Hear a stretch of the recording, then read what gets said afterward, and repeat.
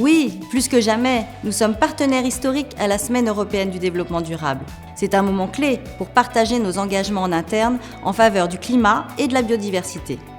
Et c'est aussi une manière d'illustrer notre contribution aux objectifs de développement durable de l'Agenda 2030 des Nations Unies. AG2R La Mondiale est un pionnier en matière d'investissement responsable. Notre aventure a commencé il y a plus de 20 ans.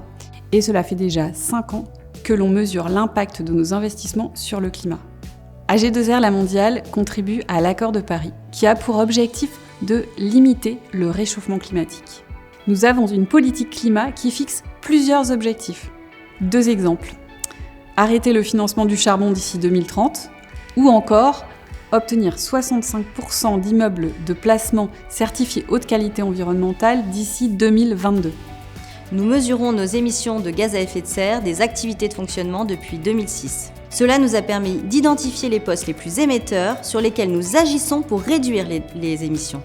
Le numérique et les déplacements représentent respectivement 32% et 19% des émissions de notre bilan carbone. Alors, une des solutions pour réduire l'impact environnemental du numérique a été d'optimiser notre efficacité énergétique en regroupant nos 3 data centers dans un data center externalisé de dernière technologie.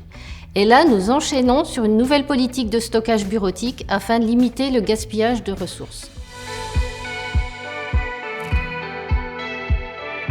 Le vélo et AG2R La Mondiale, c'est une très longue histoire. Avec la communauté Vivons Vélo, vous pédalez pour votre santé, pour celle des autres et aussi pour celle de la planète.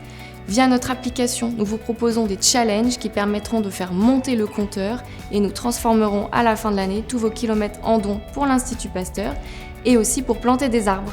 On recommence notre grand nettoyage digital avec la 3e édition du Challenge Osterputz. Pendant 3 semaines, plus on supprime de mails, plus on pourra planter des arbres.